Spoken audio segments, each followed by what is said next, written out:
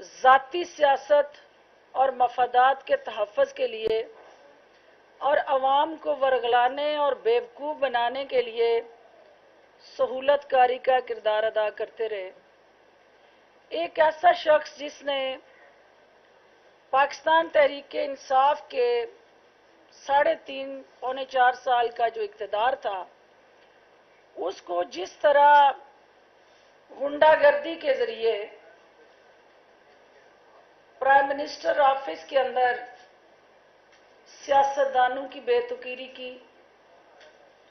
P T I کے parliamentarians کو اپنے جارحانہ رویوں کی وجہ سے پارٹی سے دور کیا، جس نے مسلسل ایک ایسا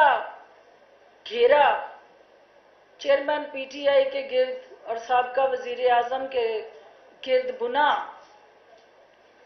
اور جیسے مکڑی جال بن کے ایک حصار بناتی ہے، اسی طرح اعظم خان نے سابقہ وزیر اعظم کی سوچ، سابقہ وزیر اعظم کی ویژن اور سابقہ وزیر اعظم کے عمل کے گرد وہ جالا بنا، اور وہ جالا مفادات کے ساتھ جڑا ایک ایسا سہولت کاری کا عمل تھا کہ جس کے تانے بانے وزیر اعظم کے گھر تک جاتے تھے، اور وزیر اعظم کے گھر سے آنے والی ہدایات جو ہیں وہ اعظم خان جیسے ہدایت کار اور اداکار ایٹ اے ٹائم وہ 2 رول ادا کر رہے تھے۔ ایک تو وہ بیوروکریسی کو ہدایت کاریاں دے رہے تھے، دوسرا اداکاری میں وہ اپنا ثانی نہیں رکھتے تھے کہ وزیر اعظم کے کانوں میں اداروں کے خلاف زہر گھولنے اور عوامی نمائندوں کی توہین سمیت جتنے فارمولے وہ اپنے پٹاری سے روز کوئی نہ کوئی فارمولہ لے کے ان کے سامنے بیٹھتا تھا اور ان کو یہ باور کراتا تھا کہ یہ عوامی نمائندے جو ہیں ان کو نہیں، انہیں آپ کو یہ نہیں چاہیے کہ یہ طاقتور ہوں، یہ جتنے کمزور ہوں گے اتنا آپ کی طاقت میں اضافہ ہوگا، لہٰذا ان کو بیوروکریسی کے ہاتھوں بے توقیر کیا جائے، ان کو عوام کی ان گلیوں محلوں میں جب پبلک سروس ڈیلیوری نہیں ہوگی، عوامی نمائندے عوام کے مینڈیٹ کے ساتھ انصاف نہیں کر رہے ہوں گے، تو وہ عوام جو ہے وہ یقیناً ان عوامی نمائندوں کے خلاف ری ایکشن دیں گے، احتجاج ہوگا، متنفر ہوں گے۔ تو اس کی قیمت جو ہے وہ جماعت ادا کر رہی تھی، اور یہی وہ وجہ تھی کہ جو ملک بھر میں الیکشن ہوئے، 13 بائی الیکشنز میں اس وقت جب ہم حکومت میں تھے تو 12 الیکشن ہم نے ہارے، کیونکہ جو عوامی نمائندوں اور عوام کا جو آپس میں گیپ تھا، جو ہماری پبلک سروس ڈیلیوری اور بیڈ گورننس کے چرچے تھے،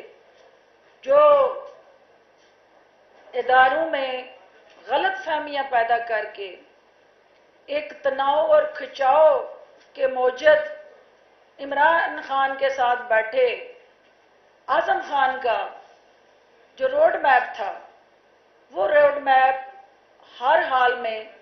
پاکستان کو عدم استحکام کا شکار کرنا تھا۔ اور عزیز ساتھیوں، سائفر کی حقیقت کھلنے کے بعد یہ حقیقت سب پہ عیاں ہو گئی کہ ایک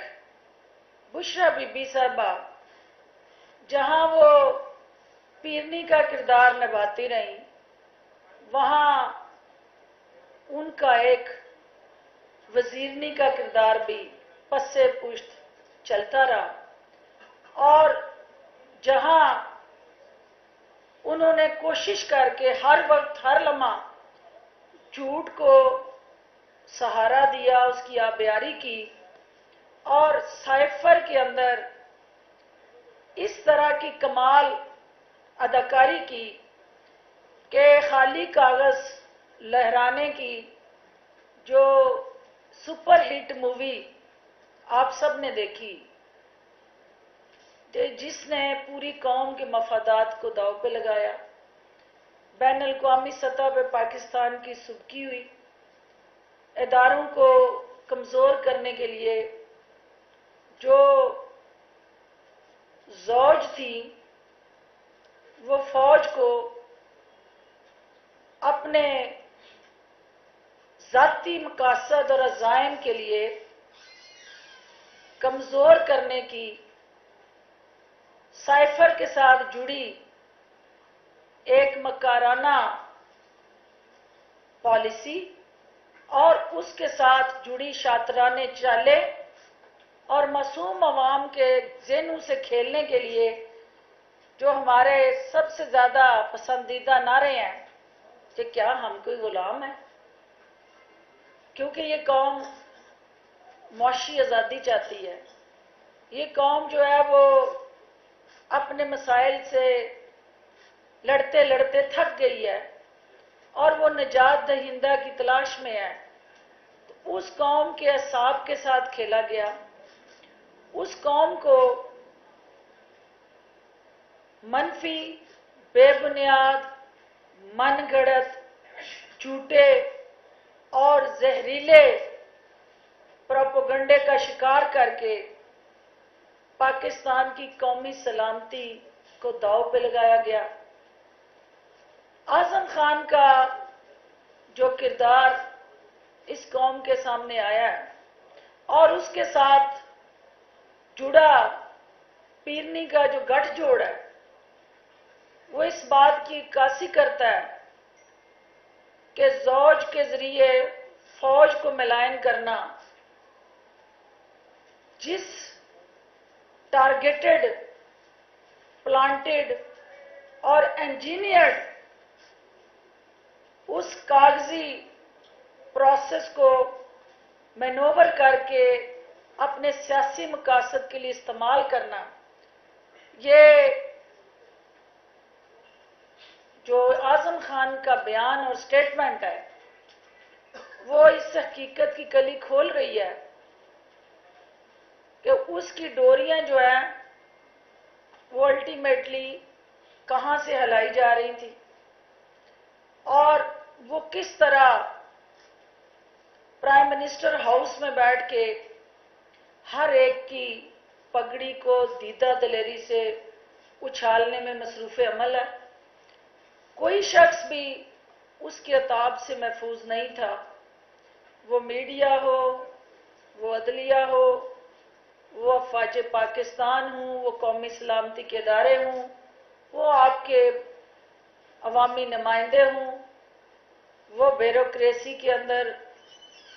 آنیسٹ آفیسرز ہوں، ہر وہ شخص جو اس کے عزائم کے راستے میں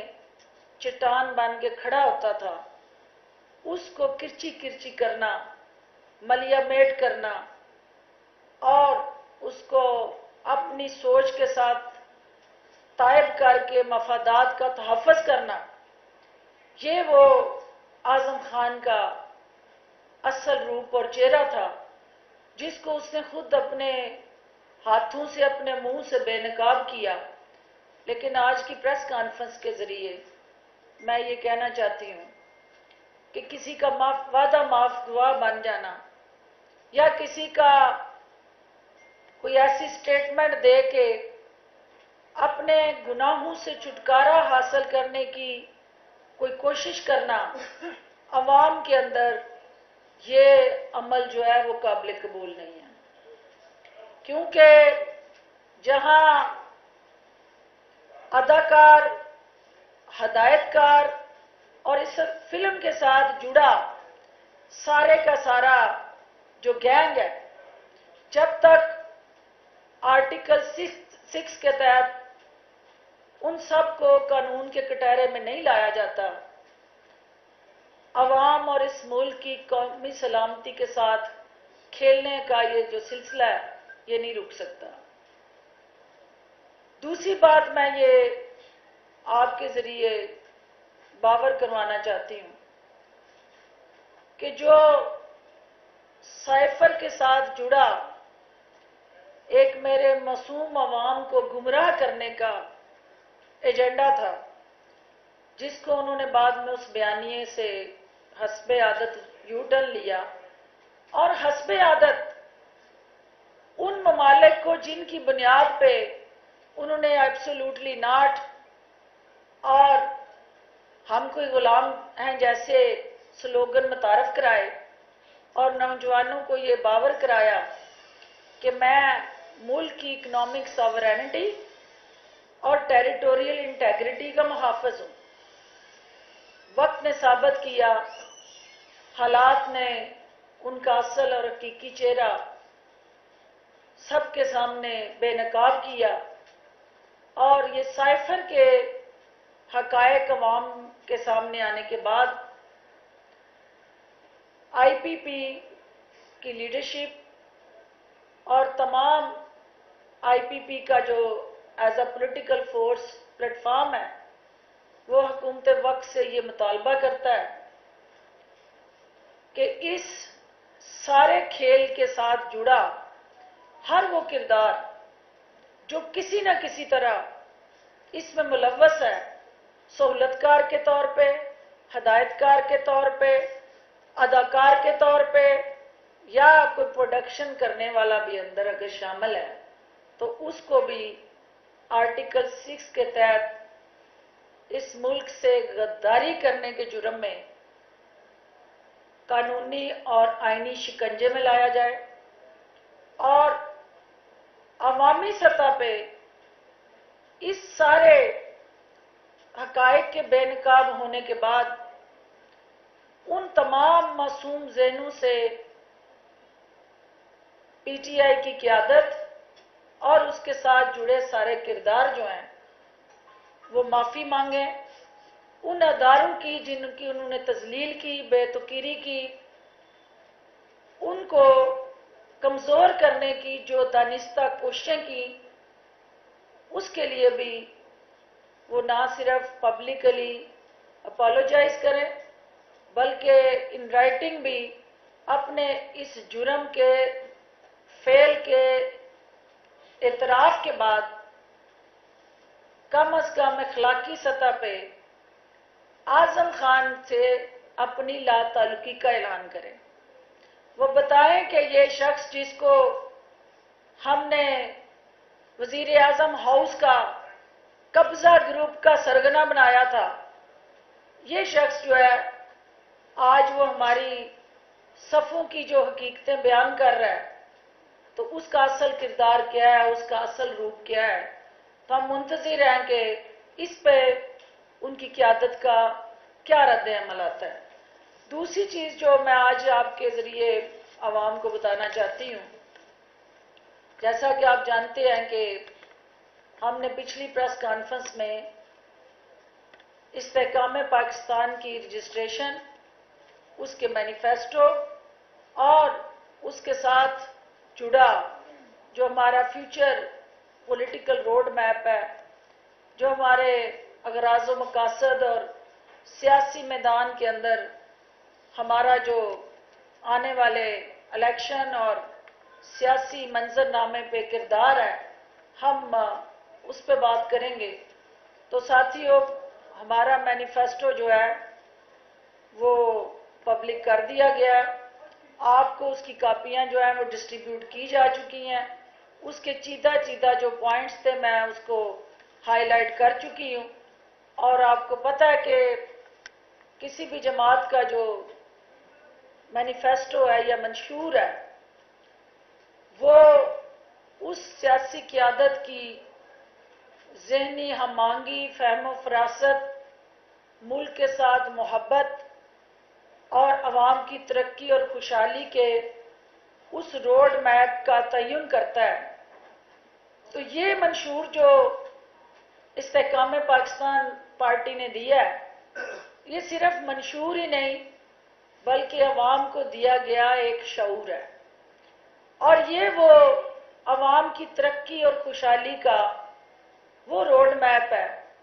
جس کا کوئی سپیڈ بریکر نہیں ہے، اور جو انشاءاللہ پاکستان کے اس گھٹن زدہ سیاسی، معاشی اور سماجی طور پہ اس وقت جو پاکستان جن الجھنوں کا شکار ہے، اس گتھی کو سلجھانے کے لیے جہانگیر ترین صاحب اور علیم خان صاحب کی قیادت میں تمام استحکام پاکستان پارٹی جو ہے وہ یہ عزم لے کے نکلی ہے کہ ہم نے روایتی سیاست کو دفن کرنا ہے، ہم نے پاکستان کو متحد کر کے تشدد، انتشار، نفرت اور کھینچا تانی کی سیاست سے نکال کر ایک رواداری، رکھ رکھاؤ اور فہم و فراست کا جو پاکستان کی سیاست کا حسن تھا اس کو واپس لانا ہے، اور اس کے ساتھ ساتھ چونکہ نئی سیاسی جماعت ہے اور یہ سیاسی جماعت جو ہے اس نے مینیفیسٹو کے اندر پاکستان کے مستقبل کے چیلنجز کو دور کرنے کے لیے ایک وہ دیباچہ آپ کے سامنے رکھا ہے جو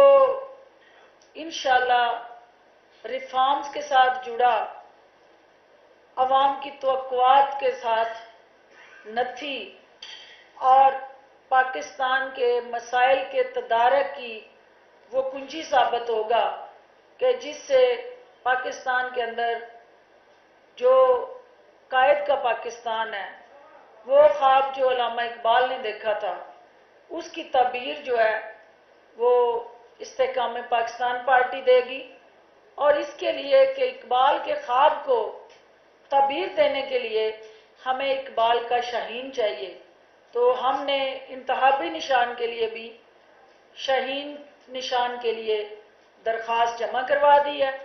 اور انشاءاللہ جو آئی پی پی کا رجسٹریشن کے بعد کا جو لائے عمل ہے وہ باضابطہ طور پہ ممبرشپ ڈرائیو اور چاروں صوبوں کے اندر ہماری جماعت کا وہ سیاسی ڈھانچہ اور سٹرکچر جو آلموسٹ بن چکا ہے، اس کو ہم صوبائی سطح پہ ہر صوبے کے دارالحکومت میں جا کے اس کو اناگوریٹ کریں گے، اور جہانگیر ترین صاحب کی زیر قیادت اور علیم خان صاحب کی زیر صدارت جو ہے یہ قافلہ اسی عزم کے ساتھ نکلے گا کہ انشاءاللہ پاکستان کو ہم نے ترقی اور خوشحالی کی راہوں میں ڈالنا ہے۔ آپ سب کی تشریف آوری کا بہت شکریہ۔ جو سوال کرنا چاہیں جی پلیز، آپ نے آتے ہی کر لیا ہے ٹکا ثانی، آپ جی کون کرے گا جی کنڈکٹ؟ آپ باری باری، یہ استحقاق میرا رہنے دینا جی۔ میں یہ کہنا چاہتا ہوں کہ استحکام پاکستان کے منشور کے کچھ سیدھا پوائنٹ بھی آج پھر دوہرا دوں۔ دیکھیے اس دن ہم نے ایک سیر حاصل بحث جو ہے وہ کی تھی، اور آج بھی ہم سب سے زیادہ جو اس وقت 70% آپ کی آبادی جو دیہات میں رہتی ہے، بجلی سے متاثرہ،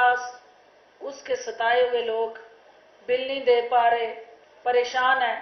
ہم عوامی جماعت ہیں اور ہم نے فیصلہ کیا ہے کہ 300 تک یونٹ جو ہے اس پہ آئی پی پی جو ہے، اگر عوام اس پہ اعتماد کرتے ہیں اور ہمیں اقتدار کے ایوانوں تک رسائی ملتی ہے تو آئی پی پی جو ہے وہ 300 یونٹ تک کے صارفین کو مفت بجلی دے گی۔ رورل ایریا کے اندر بسنے والے جو ہمارے 70% ایگریکلچرسٹ ہیں یا چھوٹے کاشتکار ہیں، زمیندار ہیں، ان کو ہم ہر حال میں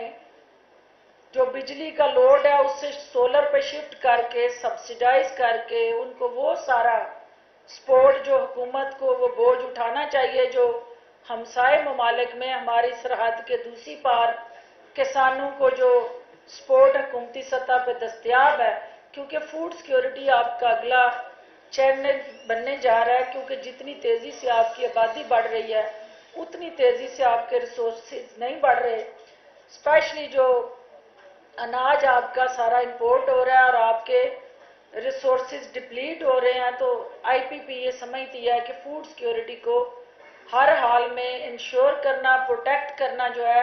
وہ اس پاکستان کی اولین ضرورت ہے اور ہماری اولین ترجیح ہے۔ دوسری چیز جو ہے وہ ختم نبوت پہ ظاہر ہے، کوئی بھی جماعت یا ملک جو ہے، خاص طور پہ وہ ملک جس کی بنیاد ہی لا الہ الا اللہ محمد رسول اللہ صلی اللہ علیہ وآلہ وسلم پہ رکھی گئی ہے، تو ہم اپنے اس عمل میں ہم یہ نہیں کہیں گے کہ ہم وہ جعلی ریاست مدینہ کے دعوے کریں، ہم یہ چاہتے ہیں کہ ہمارا جو سوشو کلچرل ریلیجیس ویلیوز جو پاکستان کا اعزاز رہا ہے، جو ہمارا ایک منفرد پہچان رہی ہے اور شناخت رہی ہے اس ملک کی جو کھو گئی ہے، اس کو واپس لانے میں ہم اپنا کردار ادا کریں گے، اور جو ریفارمز اس ملک کو چاہیے، کیونکہ کشمیر کا ایک بہت امپورٹنٹ ہمارا وجود کا حصہ اس وقت تکلیف میں ہے، تو کشمیر کے اندر جو ہے وہ ہندوستان کی جو اجارہ داری، غنڈہ گردی اور دہشت گردی ہے، اس کو انشاءاللہ ہم آڑے ہاتھوں لیں گے، اور ہمسایوں کے ساتھ یا اپنے نیبرنگ کنٹریز جو ہیں ان کے ساتھ ہمارے دو طرفہ تعلقات جو ہیں وہ برابری کی بنیاد پہ ہوں گے، اور دنیا میں ہماری جو ایک سوورینٹی ہے، آزاد خارجہ پالیسی، اس کو انشور کرنا ہر پاکستانی کی خواہش ہے، اور انشاءاللہ ہم ان کی خواہشوں کے علمبردار بنیں گے۔ اس کے بعد جو آپ کا مینیفیسٹو میں نے پچھلی دفعہ خواتین یوتھ کا ذکر کیا، کوئی شعبہ بھی ہم نے آئی ٹی سے ریلیٹڈ، اسپیشلی آپ دیکھیں گے کہ آئی ٹی ہی ایک ڈیجیٹل پاکستان اور ڈیجیٹل یوتھ کو جس طرح سے امپاور کر کے آگے بڑھنے کا ایک یونیک فارمولہ ہے، کیونکہ دنیا آج ترقی کے جو سفر پہ رواں دواں ہے، اس میں آئی ٹی جو ہے اس کا ایک کلیدی کردار ہے، تو استحکام پاکستان پارٹی جو ہے ڈیجیٹل پاکستان کے ذریعے پاکستان کو بدلے گی، اور انشاءاللہ پاکستان بدلے گا تو ہمارے حالات بدلیں گے، اور حالات بدلیں گے تو یقیناً ہمارے مشکلات اور مسائل جو ہیں وہ کم ہوں گے، تو ہماری سوچ بدلے گی، ہمارا پاکستان کا جو حقیقی درخشاں روشن چہرہ ہے وہ دنیا کے سامنے اجاگر ہوگا، اور یہی استحکام پاکستان پارٹی کا مقصد ہے۔ جی ایک پیچھے سے بیٹے، پیچھے، ہاں جی۔ ایک طرف آپ یہ ساری تبدیلی کی بات کر رہے ہیں، یہ ایسا کیا ہوتا ہے کہ سیاستدان جب پارٹی چھوڑتا ہے اس کے بعد اس پہ تنقید کرتا ہے، پارٹی کے اندر رہ کے تنقید کیوں نہیں کرتا؟ بہت اچھا سوال ہے آپ کا۔ دیکھیں، دو طرح کے آپ کی سیاسی جماعتوں کے اندر رویے اور چیلنجز ہیں۔ ایک ہے کہ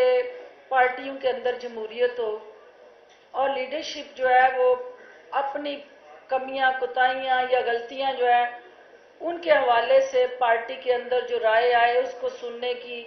ان کے اندر طاقت اور استطاعت ہو۔ ہوتا یہ ہے کہ پارٹی کی سطح پہ جو ڈسکشن اور ڈفرینٹ پوائنٹ آف ویوز جب پارٹی میں ڈسکس ہوتے ہیں تو لیڈرشپ کی جو اپنی ڈکٹیٹرشپ ہوتی ہے وہ ان سوچوں کو دباتی ہے، ان آوازوں کو بالکل خاموش کراتی ہے، اور کوئی غلطی کر لیتا ہے تو پھر اس کو نشان عبرت بناتی ہے اور باقیوں کو بتاتی ہے کہ یہ بولا تھا تو دیکھو میں نے اس کے حلقے کے فنڈ روک لیے ہیں، یہ بولا تھا، اس کو بڑا لیڈری چمکانے کا شوق تھا، میری جو فیصلے تھے اس پہ تنقید کر رہا تھا یا کر رہی تھی، تو اس کا یہ انجام کیا میں نے کہ ٹھیک ہو جائے گی طبیعت تو میرے پاس آ جائے گا۔ تو یہ جو سوچ ہے یہ کسی ایک جماعت میں نہیں ہے،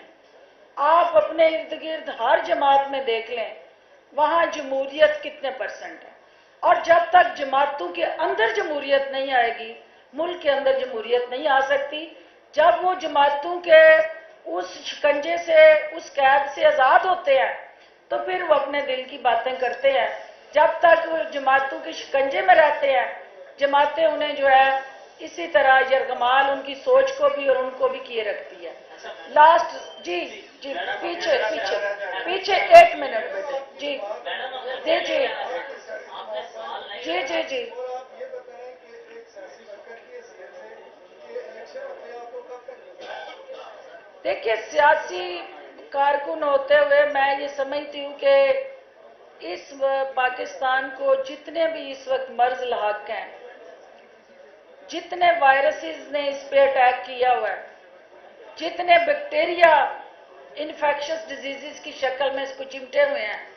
इनकी वैक्सीन एक ही है जिसका नाम इलेक्शन है। और उस इलेक्शन को आज़ादाना, मुनसफाना थ्रू रेगुलेटर जो इलेक्शन कमीशन ऑफ पाकिस्तान है, उसको इंश्योर करना चाहिए कि वक्त पे इलेक्शन हो। और मैं पूरी उम्मीद भी हूँ कि कोई ऐसी सूरत हाल और हालात मुझे नज़र नहीं आ रहे कि ये इलेक्शन ना हो, लेकिन इलेक्शन करना और उस पूरे इलेक्टोरल प्रोसेस के अंदर आज़ादाना इलेक्शन के नताइज को कबूल करना, ये दो मुख्तलिफ चीज़ें हैं।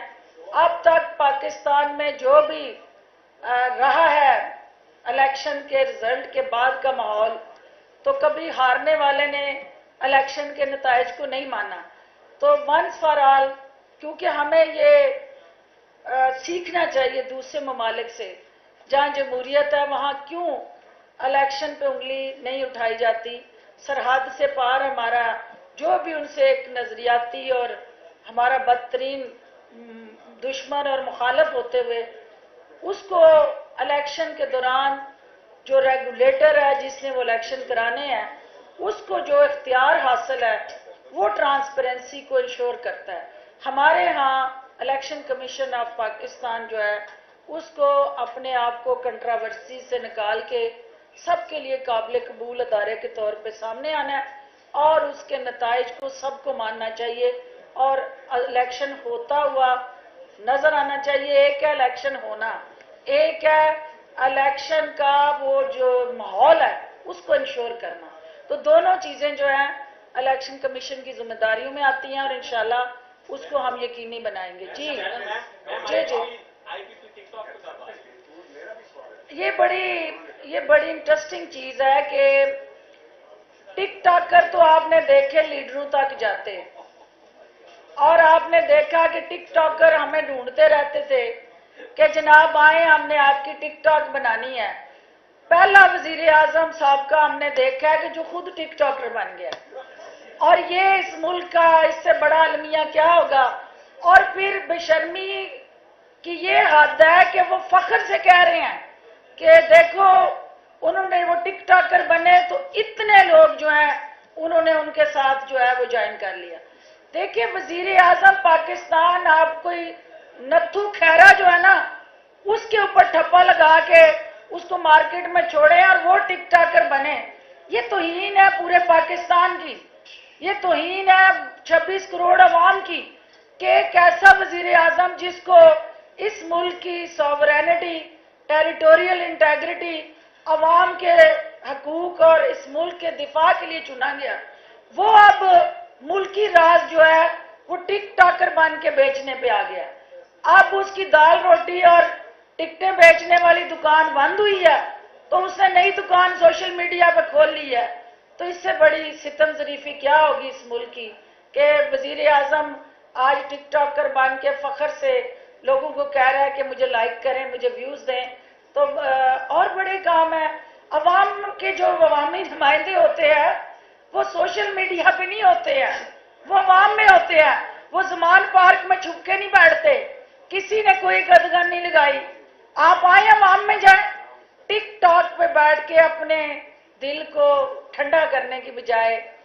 आप अवाम के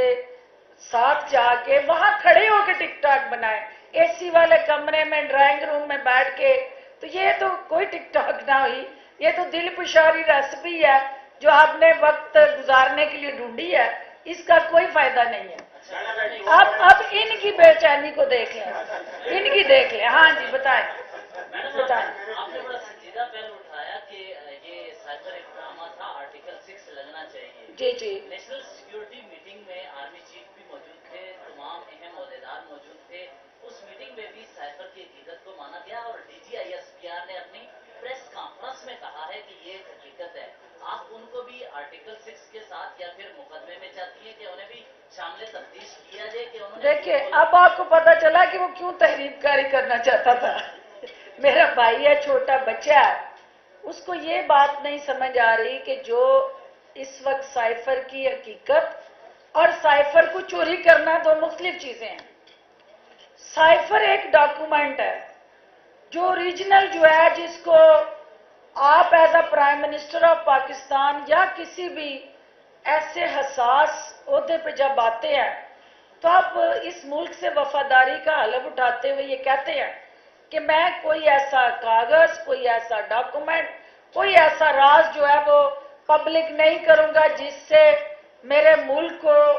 दानिस्ता या गैर दानिस्ता नुकसान पहुंचे। तो सबसे पहले तो उन्होंने अपने उस हलफ की जो उन्होंने उठाया था उसकी बेतुकीरी की, उसकी खिलाफ वर्जी की। फिर उसके बाद ओरिजिनल डॉक्यूमेंट चोरी कर लिया और ओरिजिनल डॉक्यूमेंट छुपा के चोरी करके, जो कि रियासत की, स्टेट की मलकियत होता है, हुकूमतें आती हैं जाती हैं, जो आपका क्लासिफाइड डॉक्यूमेंट होता है वो उस रियासत की प्रॉपर्टी होता है और वो रियासत उसकी कस्टोडियन होती है। कोई फर्द या वजीर आजम या कोई किसी किस्म का उनका स्टाफ कस्टोडियन नहीं हो सकता। तो यार होना ही यही है कि भाई जिसको आपने चौकीदार लगाया था, कौमी राजों का मुहाफिज चुना था, वो खुद ही चोर निकला। तो हम तो चोर का खुरा तो ढूंढ चुके हैं, अब है चोर तक पहुंचना। तो हम तो ये कह रहे हैं कि चोर तक जाएं और असली डॉक्यूमेंट रिकवर करें और मुल्की राज बेनकाब अफशा और उनको बेचने के वजह जो उन्होंने सियासी मफाद हासिल करने की कोशिश की है, उनको आइन और कानून के तहत सजा दें। हमारा ये मौक़िफ़ है। बहुत शुक्रिया। मैडम एक सवाल। जी जी। इस सवाल में सुर्खी तो दे रही है मैडम, बहुत अच्छा मंशूर है IBP का, बिल्कुल जो 300 यूनिट का आपने ऐलान किया है, इसमें बताया है। अच्छा, इस वक्त भी एक वजीरों की फौज जफर मौज है और आप भी सिस्टम के अंदर रहिए। क्या ये मुमकिन है कि ये अरबों यूनिट फ्री बिजली के बंद हो, ये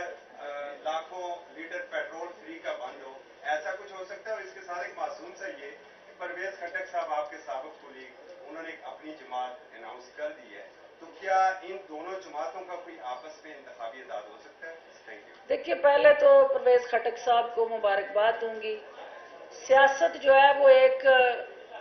ऐसा बहता दरिया है जिसके अंदर जो है वो जितने भी आके चश्मे गिर जाएं, आखिर सब ने समंदर में आके गिरना होता है। और वो आपको पता है कि सियासत का समंदर जो है वही जमातें होती हैं जिनकी अवाम में जड़ें होती हैं या जो अवाम को ताकत का सरचश्मा मानती हैं। लिहाजा मैं पूरी उम्मीद हूँ कि KPK के अंदर जो सियासी घुटन थी, परवेज खट्टक साहब की जमात जो है वहाँ एक ताज़ा हवा का झोंका साबित होगी। और इस वक्त KPK के अंदर जो मुल्क दुश्मनों ने पंजे गाड़ने शुरू किए हैं, सूबे और मुल्क की अमन से खेलना शुरू किया है, आज भी वहाँ एक खुदकुश धमाका हुआ है। मैं उसकी मजम्मत भी करूँगी और मैं ये चाहूँगी कि जो पाकिस्तान दोस्त पार्टियाँ हैं उनको ज़्यादा से ज़्यादा आगे आना चाहिए और पाकिस्तान के मुखालफिन और दुश्मनों को तनहा करने के लिए मुश्तरका लाए अमल बनाना चाहिए। दूसरी चीज़ जो आपने कही कि देखे, मैं 22 साल से एक ही जद्दोजहद कर रही हूँ कि इस मुल्क को बदलें, इस निज़ाम को बदलें। मुझे उसको बदलने के लिए कई जमातें बदलनी पड़ी, लेकिन मैं उसका 1 इंच नहीं बदल सकी। उसकी वजह क्या है कि इस मुल्क के अंदर जो सबसे ज़्यादा बेनिफिशरी और असल हुक्मरान है वो ब्यूरोक्रेट है। اور میں نے اپنی جماعت کے اندر بھی یہ بات کی ہے کہ صرف ایک کام، ایک ہمیں ریفارم جو ہے وہ لانی ہے اپنے سول آفیسر رول کے اندر، کہ ہر منسٹری کے اندر جو انچارج منسٹر ہے وہ اس کا سیکرٹری ہوتا ہے، اور منسٹر اس کے اندر ایک صرف شو پیس ہوتا ہے، اور جب وہ گرفتار ہوتا ہے تو سیاستدان ہوتا ہے، بیوروکریٹ، پھر کسی دوسری منسٹری میں سیکرٹری بن کے مزے لے رہا ہوتا ہے۔ تو سب سے ضروری کام یہ ہے کہ ایک امینڈمنٹ، ایک لفظ کی امینڈمنٹ چاہیے کہ in charge will be the minister of the concerned ministry. تو سیکرٹری کی بجائے وہ اختیار جب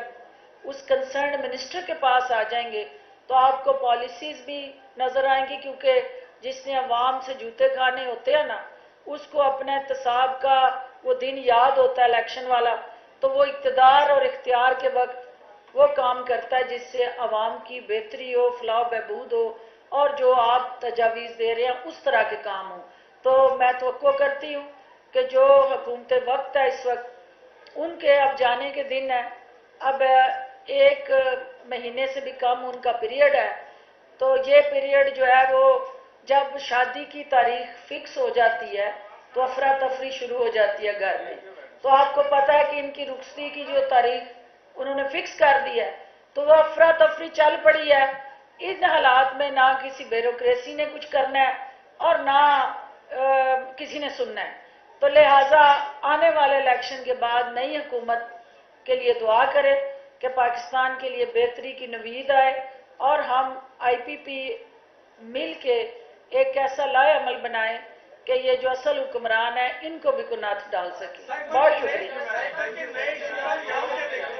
سائفر کا جو نیا ایشو آیا ہے اعظم خان کے بعد، کس چیز کو سزا ہو سکتی ہے، انجام کیا دیکھتے ہیں؟ FIA نے ان کو تقریب رونمائی کے لیے بلا لیا ہوا ہے، تو جو باقی اداکار ہیں وہ بھی آتے ہیں، تو اس کے بعد فلم کا جو کلائمیکس ہے اس کا پتہ چلے گا۔ اچھا بتائیے گا کہ آصف خان اغوا کے بعد اسکرین پہ آ ہی گئے ہیں، ہمارے بھائی ہیں عمران ریاض، تعارف کروا دیں تاکہ آپ کا پیج بھی چل جائے۔ جی اور ڈیجیٹل میڈیا سے جی اچھا جی، عمران ریاض کے حوالے سے بتائیں۔ اچھا جی، میں صرف سب کو یہ کہنا چاہتی ہوں جتنے بھی میڈیا سمیت میرے الیکٹرانک اور پرنٹ کے، بیسیکلی میں یہ کہنا چاہتی ہوں کہ عمران ریاض جو ہیں، عمران ریاض میڈیا کی آواز ہی نہیں، وہ میرے مطلب میں اس کی موجود ہوں۔ سب سے پہلے انفارمیشن منسٹر ہوتے ہوئے میں نے ہی اس کو ایجاد کیا تھا، لیکن مجھے یہ بتائیں کہ جو دکان پاکستان کے مفادات کے خلاف کھل جائے گی، اور کوئی بھی ایسی سوچ جہاں پاکستان مخالف بیانیاں بکنا شروع ہو جائے اور پاکستان کو کمزور کرنے کے لیے کوئی نہ کوئی ایسی واردات چلتی رہے، تو میں سمجھتی ہوں کہ عمران ریاض کو بھی اس وقت جو ہے وہ اگر منظر پہ نہیں ہے تو وہ پاکستان مخالف دکانیں جو ہیں وہی عمران ریاض کو سائڈ پہ کر کے اپنا سودا بیچ رہی ہیں، اور اداروں کے حوالے سے ایسا تاثر دے رہی ہیں کہ شاید وہ کسی کی تحویل میں ہیں، لیکن مجھے اگر وہ کسی بھی ایسی مطلب رول آف لا یا آپ کا ایک آزاد میڈیا کا جو روپ ہے، میں آپ کے ساتھ ہوں، لیکن سب سے پہلے مجھے میرا ملک عزیز ہے، اس کے بعد جو ہے مجھے کوئی فرد عزیز ہے، تو ملک سے زیادہ کسی فرد کی کوئی حیثیت اور اہمیت نہیں ہے۔ جو ملک کے ساتھ ہے میں اس کے ساتھ ہوں، اور عمران ریاض کو آنا چاہیے اور ملک کے ساتھ کھڑا ہونا چاہیے۔ بہت شکریہ، تھینک یو۔ بہت شکریہ۔